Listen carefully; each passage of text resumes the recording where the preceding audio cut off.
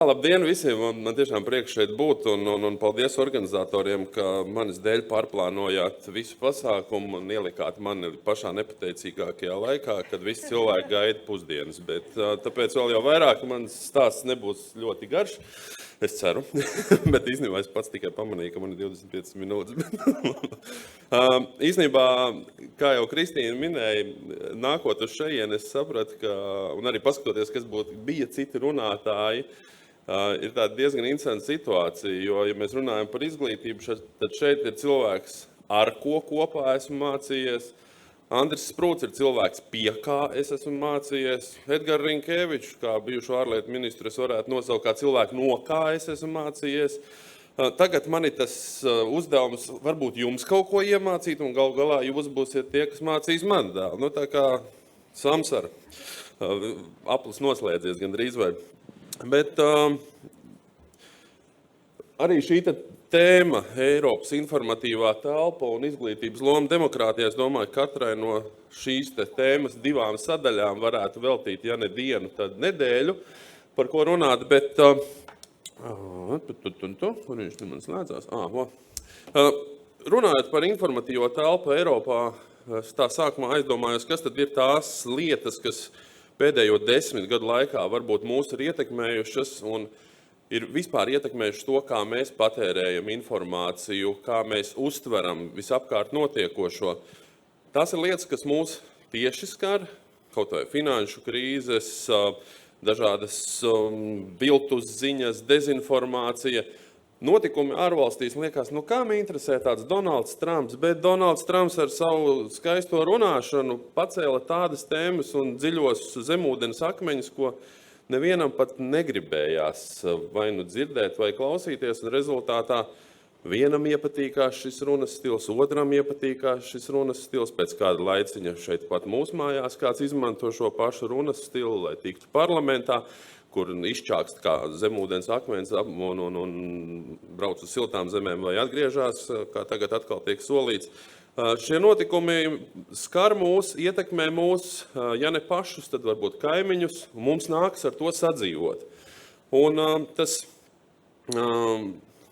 Covids, visi sēdējām dažus gadus iekšā ārā, mājā, gultā pie krēsla, toaletē uz poda ziņojām un nezinu, visādi bijis ir. Bet kaut kā tas ir veidojis arī mūsu kopējo izpratni par to, kam ticēt vai ticēt. Klimata pārmaiņas, tas ir jautājums, kas, būsim reāli, pašlaik nevienam neinteresē, izņemot jauno paudzi, tāpēc, ka ar dīzeli braukt tomēr ir lētāk. Un, sakiet, ko gribat. Mēs dzīvojam arī tajā, varbūt vidē, tajā laikā, kad mums tas paša maks ir diezgan tuvs. Nākamai paaudzei šīs vērtības mainās, un mums ir jārēķinās, ka viņu uzskati, viņu domas būs savādākas nekā mūsējās. Un tā kā tikko arī gatavojoties domāju, iepriekšējais runātājs minēja, ka internets ir mūsu ikdienas sastāvdaļa. Tad, kad mēs ar Kristīnu mācījāmies skolā, tajā laikā internets tikko parādījās. Un kaut kad nesen, pirms dažiem gadiem, kad viesojos Cēsīs, tad bija, kā jums tur bija, kā jūs mācījāties? Un tajā brīdī es pat nevarēju saprast, ka mēs taču braucām uz Rīgu uz biblioteku. Es sēdēju nedēļu bibliotekā, rakstot zinātnisku pētniecisko darbu, pārkopēju, pasūtīju grāmatas. Mūsdienās mēs dzīvojam kaut kur pilnīgā, pārpilnībā, leiputrijā informācijas. Bet tas arī nebūtu nav tas, varbūt tas vieglākais un vieglāk uztveramais. Šo 10-15 gadu laikā mēs redzam, ka ir mainījušās arī tehniskās lietas, burtiski visi šie sociālie tīkli, dažādas platformas, kur mēs iegūstam informāciju. Mēs katrs varam viņu radīt, šo informāciju. Ja tā atklāti runā, ja mēs labi strādājam, mēs varam vienu tēmu pacelt, mēs viņu varam nogremdēt. Šīs digitālās žurnālistikas iemaņas, katrs māk filmēt, katrs māk rakstīt. Par to es vēl dažreiz šaubos, vai katrs māk rakstīt. Bet šis viss atstāja iespaidu atkal uz informācijas apjomu, un attīstoties dažādām platformām, mēs redzam, ka palielinās arī to iesaistīto cilvēku skaits, kas to dara. Līdz ar to šiem cilvēkiem kaut kādā dzīves posmā ir nepieciešams iegūt nepieciešamās iemaņas. Viens to var darīt pašmācības ceļā, kā sanāk, tā sanāk. Otrs var diezgan izlēmīgi uz to iet un šīs te iemaņas attīstīt. Un varbūt arī tā mana šīs dienas prezentācija vairāk ir orientēta uz tādiem varbūt nākotnes skatiem un ieteikumiem, jo tradicionāli, tā, kad mēs runājam par informācijas telpu, mēs domājam ziņas, radio, televīziju, taču pagājušā gadā arī Eiropas komisijas veikts pētījums izceļ 3 dažādas šīs te Eiropas mediju industrijas sfēras, mediju lauka, tādas jomas. Proti viens ir ziņu mediji, tur tātad ir arī gan televīzija, gan rakstītā prese, gan arī radiostacijas. Tad ir audiovizuālais sektors, kas iekļauj sevi televīzijas, saucamais video on demand, jeb Netflixi, Amazons un tam līdzīgi. Un tad, kas nemaz svarīgi, tās ir video spēles. Ja jūs paskatīsieties šajā prezentācijā, salīdzinājumam, ja mēs redzam, pieņemsim ziņu mēdīju sfērā, mēs redzam aptuveni 43,000 kompāniju. Tās ir 1000 tie ir kompāniju skaits aptuveni. Peļņa gada laikā Eiropā aptuveni 20 miljardi. Un tad mēs redzam video spēļu sektoru, kur ir aptuveni 4,500 nedaudz vairāk organizāciju, kas rada to pašu summu. Un mēs no vienas puses redzam, ka cilvēki tomēr katru dienu patērē ziņas kaut kādā veidā, lielākā, mazākā un no kaut kurienes, bet ir daudz dažādi citi mēdīji, kas ietekmē viņu domāšanu, izturēšanos un kas aizņem viņu laiku, būsim reāli. Un es tālāk par šīm industrijām nedaudz pastāstīšu sīkāk, bet ir vēl viens tāds interesants fakts, ka mums nemaz pašiem tas Eiropas saturs nepatīk. Un tā ir tāda interesanta nianse, ka izrādās šajā pētījumā ir atklāts, ka tikai aptuveni 20% Eiropas mediju patērētāji būtu ieinteresēti saņemt un skatīties materiālus, kas ir ražot kādā citā Eiropas Savienības valstī. Aptuveni 3 reizes lielāks skaits ir dot priekšroku amerikāņu radītam saturam, un vēl arī briti ir, kas ar mums tāds pazudušais brālis. Varētu tā viņu nosaukt. Šeit ir tāda ļoti sarežģīta tabula, kas droši vien nevienam neko citu baigi neizteiks, bet īsais rezumējums, ka tomēr no kurienes tad cilvēki iegūst informāciju. Un mēs redzam, ka izteikti priekšroku tomēr ir televīzijai, un televīzijai ir spēks. Televīzija spēja parādīt, un Ukrainas karš arī, es domāju, ļoti labi parādīja tādu no vienas puses ļoti nozīmīgu tendenci, no otras puses ļoti tādu arī satraucošu tendenci, proti cilvēkiem patīk asins. Un tas ir tāds sens vienu brīdi, tā kā nedaudz pazudis bija no ziņu tādas ikdienas patēriņa vai ražošanas metodoloģijas, tā var teikt, ka jo asiņaināk ziņa, jo labāk ziņa, jo sliktāka ziņa, jo labāka ziņa. Tas bija tāda mēdīja. Vienā brīdī mēs tagad esam pieraduši pie kara. Un tas jau vairs nav. Mēs tagad priecājamies par katru uzspridzināto iebrucēju, katru triecienu pa pretinieku, par līdzi jūtam otram. Mums pašiem mainās šī attieksme, empātija. Tas ir arī tā ir lieta, par kuru ir jārunā arī jaunā vecumā, lai cilvēki saprastu, kā pret šādu informāciju attiekties. Un ir vēl viena lieta, par ko mēs bieži runājam, ir propaganda un ir pretpropaganda.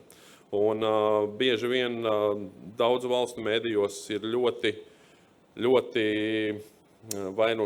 tā smalkā līnija starp šīm te abām lietām, kurā brīdī tu tomēr centies būt neitrāls savā informācijas pasniegšanas veidā, kurā brīdī tu sāc pieslēgties vienai pusē, otrai pusē vai aizēj pilnīgi vienpusējas informācijas sniegšanā. Mēs redzam, ka tomēr sociālie tīkli ar presi un radio vēl spēj konkurēt, bet ir kaut kādas arī izmaiņas. Ļoti liela nozīme šajos te visos procesos ir tādai lietai, ka daudz no medijiem šo gadu gaitā aiziet tiešsaistē. Un tas ir normāli, ka tur, kur ir patērētājs, tur arī ir reklāmdevējs. Un es tagad runāšu droši vien kā sabiedrisko mediju pārstāvis. Sabiedriskie mediji jau kādu laiku ir ārpus reklāmas tirgus, un mēs to ļoti izjūtam. Mēs izjūtam to, ka mums ir jāspēj konkurēt ar tiem pašiem komercmedijiem, par to pašu klausītāju, kuram vienlaikus citur tiek piedāvāts, ja tā varētu teikt, konfekts. Ja citos komercmedijos tiek ar tiem pašiem reklāmas ieņēmumiem, tu spēj saražot labāku, profesionālāku, kvalitatīvāku saturu. Šiem te sabiedriskiem medijiem ir ļoti lieli izaicinājumi, kā turēt līdzi. Vienlaikus no mums tiek prasīta augsta kvalitāte, objektīva informācija, daudzpusīga informācija un tā tālāk un tā joprojām. Būsim reāli, nauda ir svarīga visiem, gan izdzīvošanai, gan attīstībai. Vienu brīdi, ja tu stagnēsi, tu atpaliksi. Un šie gadi ir parādījuši, ka tehnoloģijas iet uz priekšu, un tas, kurš pirmais šīs jaunās tehnoloģijas izmanto veiksmīgi, tas, kurš pie viņām māk strādāt, tas arī ātrāk virzās uz priekšu. Un šeit ir arī jautājums bieži vien, droši vien skolotājiem, ja jauns cilvēks sāk lietot kādu, jaunu tehnoloģiju ātrāk, vajadzētu saprast, ka iespējams, ka tā jau ir nākotne. Varbūt vai viņš ir aizskrējis pa priekšu, vai mēs neesam viņus noķēruši vēl. Bet tas nevienmēr ir slikti, ja to ievirz pareizās sliedēs, es tā gribētu varbūt teikt. Skatoties uz paradumiem par mēdīju lietošanu, tad tomēr, lai kāds nebūtu, piedod Kristīna, bet vairāk cilvēku uzticas radio, un laikam par mums priekšā pirms radio bija policija un baznīca vai kaut kas tam līdzīgs, bet, mēs tuvu Dievam gandrīz vai, bet, protams, mēs tā nianse ir, ka, un šis ir starp citu gandrīz vai, šis ir Eiropas Savienības rādītājs, bet Latvijā šie rādītāji ir vēl augstāki. Un uzticība mēdījiem, īpaši sabiedriskiem mēdījiem, ir ļoti augsta, un tas ir daudziem pārsteidzoši. Es pirms dažiem gadiem biju Amerikā, un tur viņi uzzinot par sabiedrisko mediju reitingiem, viņi teica, kas tas tāds ir. Es saku, mums sabiedriskos medijus varbūt tur atbalsta klausās, tur 5%, 6, 7. Mums ir desmitiem uz priekšu. Un otra lieta, mēs esam daudz attīstītāki nekā daudz kur citur, lai cik tas dīvaini neliktos. Cilvēki novērtē kvalitatīvu saturu, viņi seko viņam, viņi viņu patērē, kā mēs redzējām iepriekš. Bet viena nianse, ko jūs varbūt daudz izbaudat arī Latvijā, ne visi cilvēki ir gatavi maksāt par kvalitatīvu saturu. Arvien vairāk izdevumu ievieš maksas sadaļas, kur ir garāki pētnieciski materiāli, kas droši vien arī ienes kaut kādu daļu naudas, kas ļauj samaksāt vairāk par kvalitatīvu žurnālistiku. Mēs bieži vien, es atzīšos, es arī neesmu no tiem, kas maksā par saturu. Protams, no otras puses ir pie šiem te maksas pakalpojumiem mēs varam pieskaitīt arī dažādas parakstīšanās uz kaut kādiem, gan laikrakstiem, gan internetā abonējot kaut kādus, newsletterus vai kaut ko tam līdzīgu.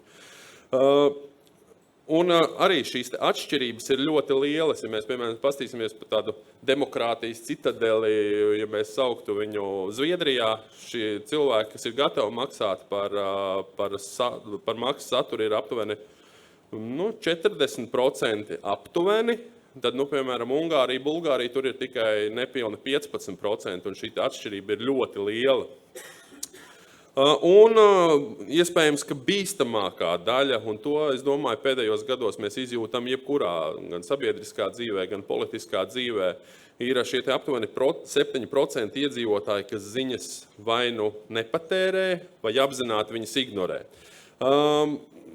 Divas lietas, gan Covid, gan Ukrainas karš ļoti ir ietekmējis šīs te lietas. Un īpaši pēc Covida ļoti daudzi gados jauni cilvēki atteicās sekot ziņām. Tas ir ļoti plaši izplatīts ir Eiropas dienvidu valstīs, Francija, Spānija, Itālija, īpaši gados jauni. Tad rodās šī sabiedrības daļa, no kuriem var gaidīt visādas brīnums un ornitoloģijas sasniegums, ja tā varētu teikt. Tur putni galvā var būt daudziem un dažādi, bet ir jāatrod veids, kā ar šiem cilvēkiem sadarboties, kā ar viņiem runāt un kā viņus sasniegt. Tā, līdz kurienai tad es tagad esmu ticis tālāk. Protams, audiovizuālais sektors, tas ir, ejot dziļāk šajā sektorā, tā ir, kā kādreiz smējās, Holivudai vairs nav ko vispār darīt, jo dažādas šīs streaming platformas ražo filmas, seriālus, dokumentālos raidījumus ļoti kvalitatīvus, ļoti lielā daudzumā. Un šis video on demand, jeb video pēc pieprasījuma kļūst ar vien populārāks. Jāsaka gan, ka ne visās Eiropas valstīs. Eiropas valstīs tomēr dominē tā saucamais lineārais saturs, bet šīs te platformas kļūst ar vien populārāks. Galu galā tu vari skatīties, ko tu gribi, kad tu gribi, kurā laikā tu gribi un par lētāku naudu nekā tev piedāvā citu pasākumu. No otras puses, kas ir plus šīm straumēšanas vietām, ir, ka ir iespējams vairot, radot specifisku saturu, vairot dažādu valstu, Eiropas valstu kulturālo autonomiju, dažādību. Bet, kā jau es minēju, diemžēl pretējais fakts ir tāds, ka ne visiem eiropiešiem tas Eiropas saturs patīk. Es domāju, ka vēl viena lieta ir ļoti nozīmīga, ka mēs tās Eiropas valodas nemaz tik daudz nezinām. Labi, ja mēs spējam saboksterēt kaut ko angļu valodā, pēc tam drusci vācu valodā, un ar to arī droši vien, ka beigsies, bet skatāmies tālāk. Un kas ir interesanti, tad Eiropā šo video on demand un vispār satura ražošanā ļoti liels īpatsvars patiesībā ir sabiedriskajiem medijiem. Ja mēs skatāmies jauni saražoti dokumentāli izglītojoši raidījumi par dažādām kultūras tēmām, par vides tēmām un tam līdzīgi, ļoti daudzās valstīs tie tiek ražoti tieši sabiedriskajos medijos, kas bieži vien veido paralēli vai integrētas platformas, kuru var šo te arī noskatīties atkārtoti, vai arī tās ir atsevišķas ar līdzīgiem brandiem. Un realitāte ir tāda, ka daudzās valstīs tā ir pat trešā daļa no visa patērētā satura, šie te oriģināli raidījumi. Un līdz ar to arī visā šajā industrijā šis apjoms un pieprasījums ir tik liels, ka tie ražošanas apjomi nenormāli pieaug. Un tas arī liecina to, ka ir pieprasījums pēc cilvēkiem, kas to dara, kas ražo, montē, laiž dzīvē, ja tā var teikt. Tās ir sfēras, kur noteikti būs, kur izvērsties. Un tad video spēles, vai cik man patīk šis. Tad paceļam rokas tagad, kurš ir pēdējās dienas laikā spēlējis video spēlī? Godīgi. Nevajag 1, 2, nevajag. Tak vēl. Ir jau. Gan jau kāds. Šeit ir tas, nē, nav cita paudze. Ja tu pastīsies, Andris, šeit, tad paudzes ir dažādas, un, lai cik tas dīvaini nebūtu, tad pieaugot arī mobilo ieroču ieroču. Labi. Mobilo ierīču lietošanā ir palielinājies gan šo te spēļu apjoms, gan arī patērētāju skaits. Un, lai ar katru gadu Eiropas tirgu šī te joma naudas ziņā, mēs redzam, kāda ir plānota izaugsme tuvākajos gados. Tuvāko 4 gadu laikā izaugsme ir paredzēta aptuveni vēl par vairāk kā 10 miljārdiem. tās ir šausmīgas naudas īstenībā, ja mēs tā skatāmies, un tās ir vietas, kur var diezgan, ja tev ir galva un vēlme, tev ir iespējas un nopelnīt.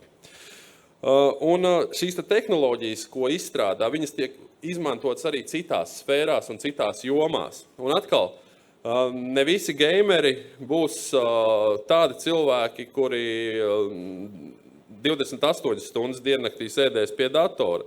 Noteikti starp tiem būs cilvēki, kas būs paši ieinteresēti vai nu izstrādāt šīs spēles, vai viņas programmēt, vai viņas pēc tam pārdot un virzīt tālāk.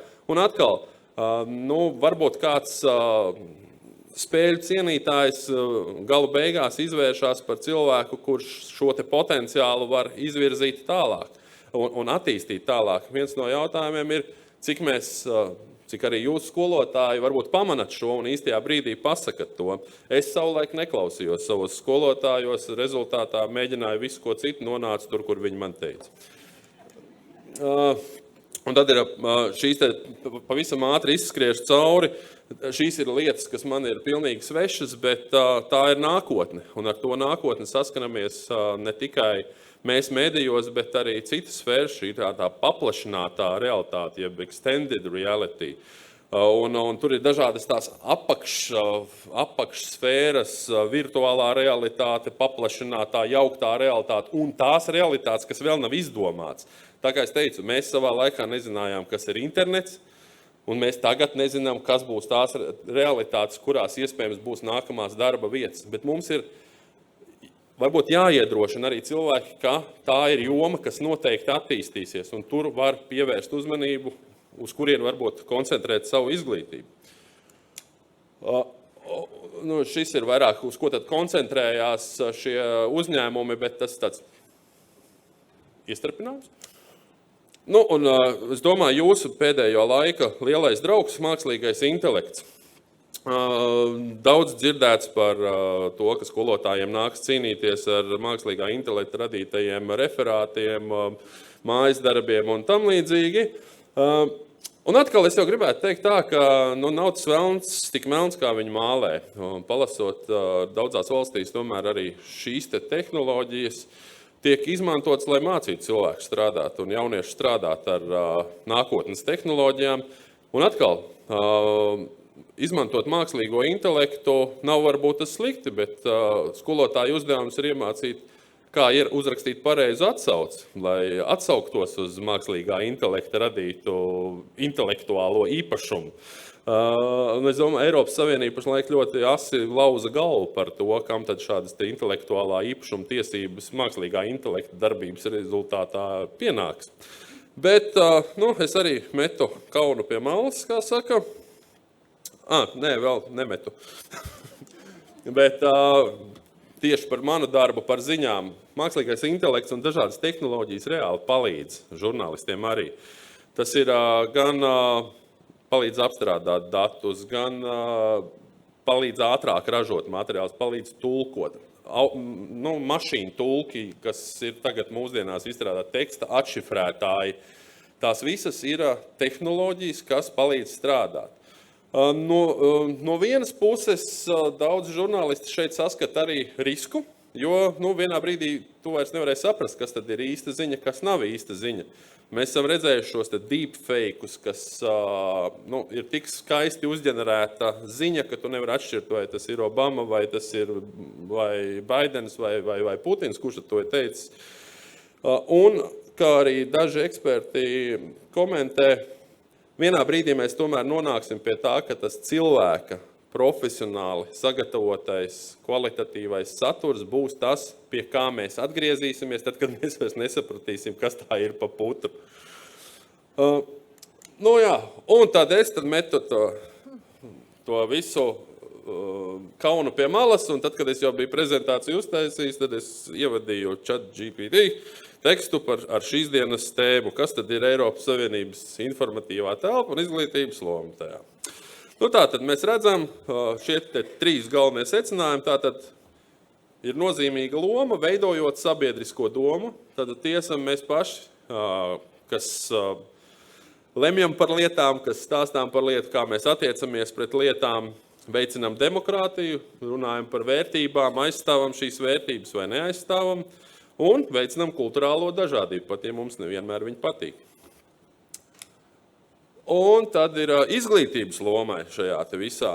Medijpratības veicināšana, un medijpratība vispār tas vārds un jēdziens ir ļoti plašs, un man liekas, ka tā medijpratība ir jāskatās dažādās pakāpēs. No vienas puses tas ir veicināt savu izpratni par to, kā kritiski izvērtēt informāciju, kā viņu patērēt.